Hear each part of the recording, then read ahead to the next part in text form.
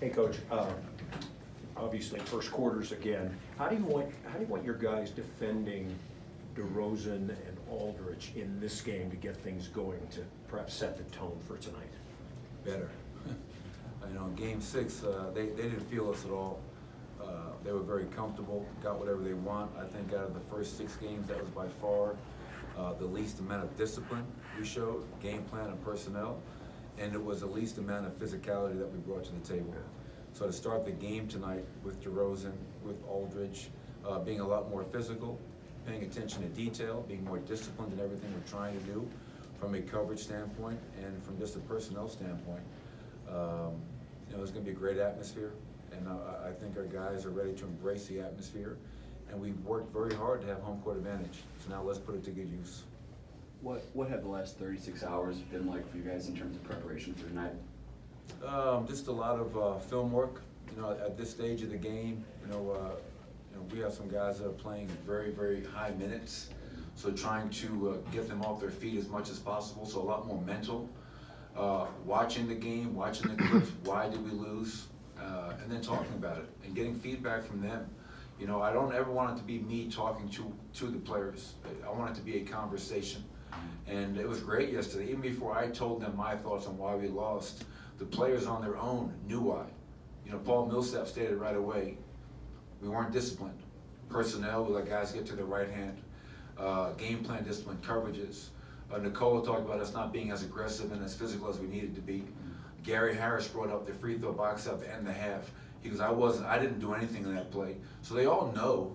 Now it's a matter of going out here and turning the table and being a lot more engaged, a lot more focused, and a lot more disciplined. So the last 36 have been a lot of mental and film work to get ready for tonight. You mentioned high minutes. How much do you think you could extend Nikola tonight? 48. And if I got to play in 48, I'll play in 48. I mean, what am I saving him for? You know, we're either going fishing or we're getting ready for Portland.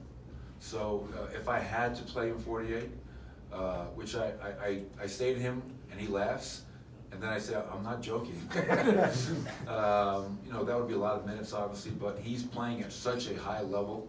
Having him off the floor, you want to get him right back in the game. Because not just from the offense, the rebound, and the playmaking, but he's been one of our best defenders as well. So whatever we have to do to win the game tonight, we will look to do so. Jamal was limping around a little bit after Game 6. What is the treatment like then, if any, and how have you seen him moving around today? Yeah, I think he's been getting treatment around the clock. Definitely he's improved. He's still sore. Obviously, he's taken a couple of tough hits in this series. And the NBA did say after the game that it wasn't a legal screen, which I knew during the game. But that has nothing to do with tonight. I think everybody understands what's at stake, and you put your bumps, your bruises to the side, and you have mental toughness, and you fight through, and you do whatever you have to do to help your team get a win. And I know Jamal's toughness, his mental toughness, and he'll be ready to go. Coach, you talked a little bit about Joker, maybe extended minutes, that could happen. What about just tighter rotations in general with other guys? Would you anticipate that, or are you just going to coach it as it goes? Well, they've been pretty tight. I mean, our starters were all playing, you know, close to 35 minutes or higher. So I don't know how much tighter you want me to get, but this game will be play the game, get our subs in. If the subs are not playing well, we get our starters right back in the game. Once again, it's at this point of the season and what's at stake tonight, there's nothing personal about it. I mean, if I put a guy in and things aren't going well and I take him out, it's not personal, right? Coaching's never personal. Everything tonight is going to be based on how do we put ourselves in the best position to win this game and keep our season alive. And that's playing Gary 40, Jamal 40, so be it. I will say I have complete confidence that Monte Morris, Malik Beasley, Will Barton, Mason Plumlee will go out there and play a lot better, a lot more aggressive, a lot more physical than they played in Game 6. I have no doubt about that. You had Paul address the team before Game 1. I'm just wondering if you had anyone address the team before tonight. No, you know, I talked to him briefly, and we'll have our pregame meeting. When you get to this point, it's like, you know, it's not so much about talking, it's about doing. We know them, they know us. You know, last game, what did they do differently? They stopped double teaming Nikola as much. They really did a good job of trying to stay home on the three-point shooter. They changed their defense in that regard. They took Bertans out of the rotation. Nothing crazy, right? We didn't do anything crazily different either. But tonight, it's not about giving a win one for the Gipper speech. It's about understanding the moment, embracing the moment, and going out there and doing your job to the best of your ability.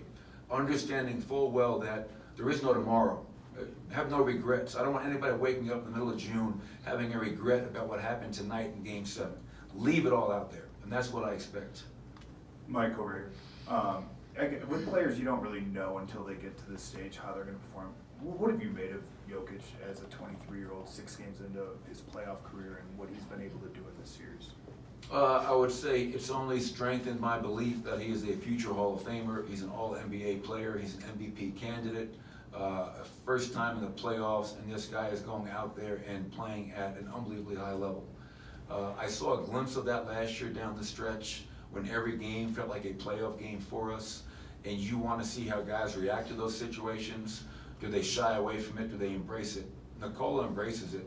For a young player in his 4th year in the first playoffs, how confident does he look? How under control and poised does he look? He's playing like the best player in this series.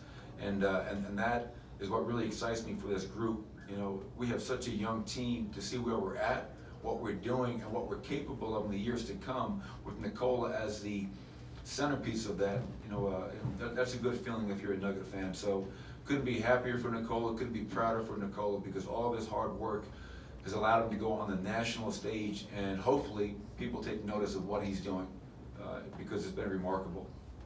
Thanks, everybody. Appreciate it.